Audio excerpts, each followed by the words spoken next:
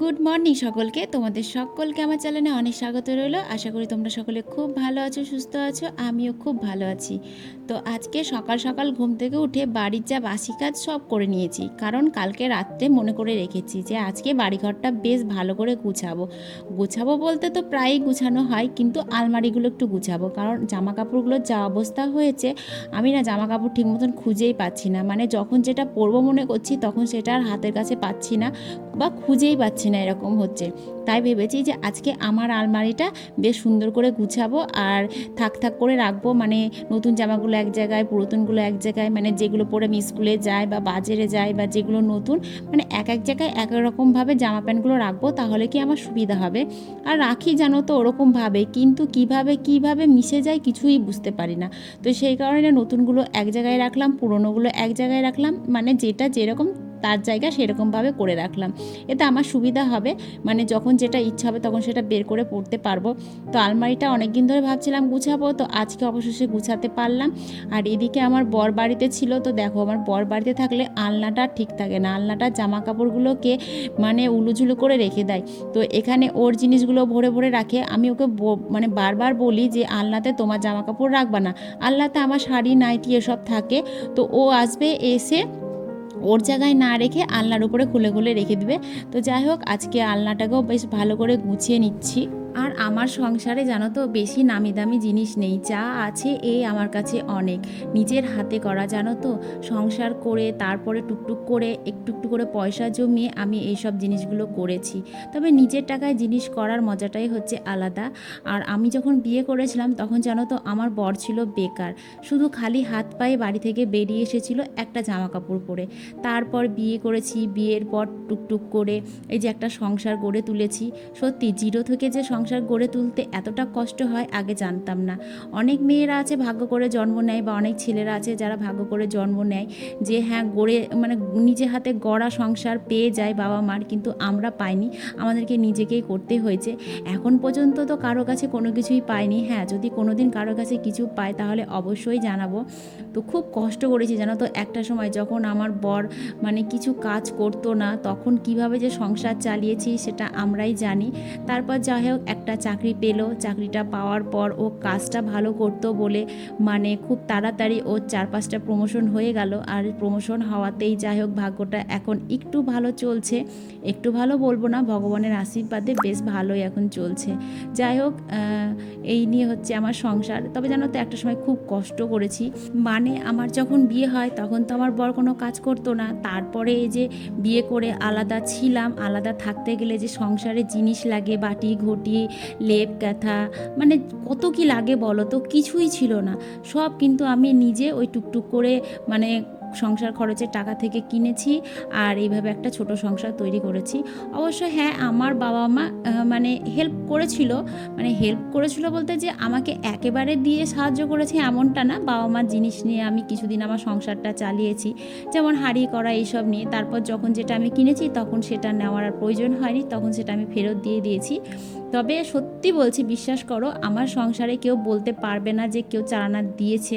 যা করেছি সমস্তটাই নিজে খেটেই করেছি। বললাম তো, কোনো দিন যদি কেউ দেয় তাহলে অবশ্যই বলবো। এই যে আমি ভিডিওতে এসে বলছি, অবশ্য তারা দেখবে, সবাই সবাই দেখবে, কিন্তু কেউ আর এটা বলতে পারবে না যে আমি মিথ্যে কথা বলছি।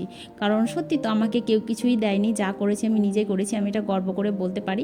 আর ভগবানের কাছে চাই যেন কারো কাছে কোনো দিন কিছু না নিতে হয়। আজ পর্যন্ত যেহেতু কারো কাছে কিছু না নিয়ে আমি এত দূরে এসেছি, আশা করছি আর একটু দূরেও আমি এগোতে পারবো। তাই সেই কারণেই বললাম যে আমার ঘরে বা আমার সংসারে যা আছে, যেটুকু আছে সেটুকু আমার কাছে অনেক। সত্যিই বলছি, আমার কাছে অনেক। মানে আমি যে কত কষ্ট করে এগুলো করেছি একমাত্র আমিই জানি, কারণ সবাই তো এতটা কষ্ট করে না। কেউ কেউ তো গিয়ে গড়া সংসার পেয়ে যায়। যেমন আমার ভাইয়ের বউকেই দেখো না কেন, আমার ভাইয়ের বউকে এসে কি কোনো কাজ করতে হয়েছে বা কোনো কষ্ট করতে হয়েছে? কিছুই করতে হয়নি। আমার মায়ের পুরো সংসারটা কিন্তু আমার ভাইয়ের বউ পেয়ে গিয়েছে। দিয়েছে, যেখানে ওকে কষ্ট করে কোনো কিছুই করতে হলো না, অথচ দেখো সব পেয়ে গেল। আর আমার নিজের বাবা মা, আমার নিজের জিনিস, অথচ সেই জিনিসের ওপরে আমি কিন্তু অধিকার দেখাতে পারি না। হ্যাঁ, দেখালেই দেখানো যায়, কিন্তু কেন দেখাবো বলো তো? যেটা নিয়ম সেটা নিয়ম। মেয়ে বিয়ে হয়ে গেছে মানে মেয়ে পর, আর ছেলের বউ বাড়িতে এসছে মানে ছেলের বই আপন, যেটা সত্যি সেটা মেনে নিতেই হবে। অবশ্য এটা এখন অনেকে মানে অনেকে মানে না, তবে আমি মনে করি বিয়ের পরে শ্বশুর বাড়িতে বউদের আগে আর মেয়েদের পরে অধিকার থাকে, তাই না বলো? কথাটা আমি কেন বললাম বলো তো? কথাটা কিন্তু যে আমি ঠিক বলেছি এমনটাও না। কথাটা আমি এই কারণেই বললাম, দেখো বিয়ের পরে কিন্তু বউরাই বাড়িতে থাকে আর মেয়েরা কিন্তু বাড়ির বাইরে থাকে। এখন যদি আমার বাবা মায়ের কিছু হয় তাহলে কে দেখবে? সে আমার ভাইয়ের বই দেখবে। রান্নাবান্না করে কিন্তু সে আমার ভাইয়ের বই খাওয়াবে, তাই না? আমি নিশ্চয়ই গিয়ে সারা বছর বাবার বাড়িতে পড়ে থাকতেও পারবো না, নিজের সংসার ছেড়ে বাবা মাকে দেখতেও পারবো না, রান্না করেও খাওয়াতে পারবো না। হয়তো এক আধ মাসের জন্য আমার বাড়িতে নিয়ে আসলাম, রাখলাম, রান্নাবান্না করে খাওয়ালাম, দেখলাম, এটা করতে পারবো, কিন্তু সারা বছর কি রাখতে পারবো? কিন্তু ভাইয়ের বউ কিন্তু সারা বছর রাখবে, সারা বছর দেখবে। এটা এটা আমি মনে করি, সেই কারণে ভাবি যে নিজের মেয়ের থেকে মানে ছেলের বউকে বেশি ভালোবাসা উচিত। আর একটা কথা কি বলো তো, মেয়ে কিন্তু সবসময় মেয়ে হয়, তাকে অল্প ভালোবাসা আর বেশি ভালোবাসা না কেন, বাবা মার যখন কিছু হয় না তখন মেয়ে কিন্তু না গিয়েও থাকতে পারে না বা না দেখেও থাকতে পারে না।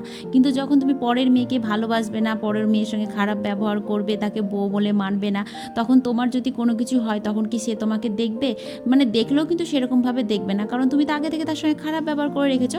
তাই আমি মনে করি যে মেয়ের থেকে কিন্তু ছেলের বউকে আগে বেশি ভালোবাসা উচিত, কারণ মেয়ে তো মেয়ে হয়, তাই না? মেয়ে তো সবসময় পাশে আছে, পাশে থাকবেই। তো যাই হোক, আজকে অনেক কথা বলে ফেললাম। তবে জানো তো, তোমাদেরকে আমার জীবনের মানে অনেক কিছু বলতে ইচ্ছা করে, মানে ঘটে যাওয়া ঘটনা অনেক কিছু বলতে ইচ্ছে করে, অনেক কিছু শেয়ার করতে ইচ্ছে করে, কিন্তু সেগুলো শেয়ার করার মতন সময় এখনও আসেনি। যেদিন হবে সেদিন অবশ্যই তোমাদেরকে জানাবো, কারণ সব কিছু সময়ের সঙ্গে সঙ্গে করাটাই উচিত। কারণ আমার জীবনে আমি অনেক কিছু ঠেকে ঠেকে শিখেছি যে সব সময় সব কিছু বলাটা উচিত না, যখন যেটা বলা উচিত তখন কিন্তু সেটাই বলতে হয়।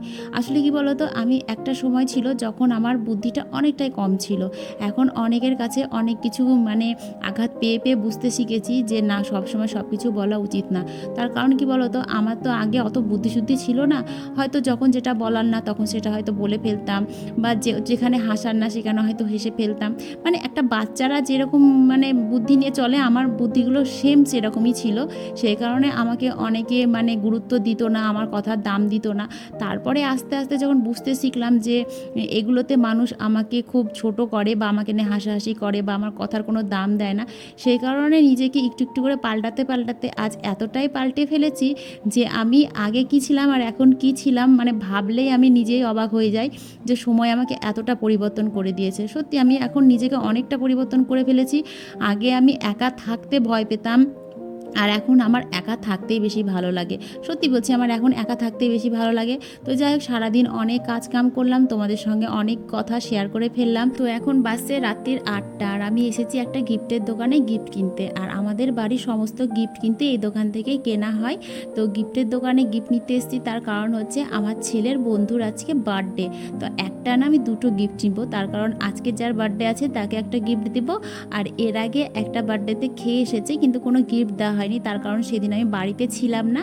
আমি সন্ধ্যের সময় বাড়িতে এলাম, তখন আমাকে বাড়িতে এসে বলে গেল, সেই কারণে গিফটটা কেনা হয়েছিল না বলে একসঙ্গে দুটো গিফট কিনলাম। তো তারপরে দুজনকে দুটো দিয়ে পাঠাবো। তো বাড়িতে এসেছি, বাড়িতে এসে এই যে এখন রান্না করতে বসেছি, কারণ আজকে ছিল সোমবার। তো দুপুরবেলাতে সেরকম কিছু রান্না বান্না করিনি, দেখলেই তো সারাদিন বাড়িতে কাজ কাম গুছানো গাছানো ধোয়া পাকলা করতেই ব্যস্ত ছিলাম। তো তাই রাতের বেলায় ভাবলাম একটু কিছু তরকারি করি, কারণ দুবেলা সিদ্ধ ভাত খেতে একদম ভালো লাগবে না, যেহেতু দুপুরবেলা আজকে সিদ্ধ ভাত রান্না করেছিলাম। তো সেই কারণে সবজি নিয়ে বসে পড়েছি। এখানে কলা, ছুটি, পটল, আলু সব কিছু সবজি দেখলাম ফ্রিজে আছে, তাই ভাবলাম সব সবজিগুলো দিয়ে একটা তরকারি রান্না করি। আর এসব তরকারি না দিয়ে ভাত খেতে বেশ ভালো লাগে। তো বোনের সঙ্গে গল্প করছিলাম আর সবজিগুলো কাটছিলাম।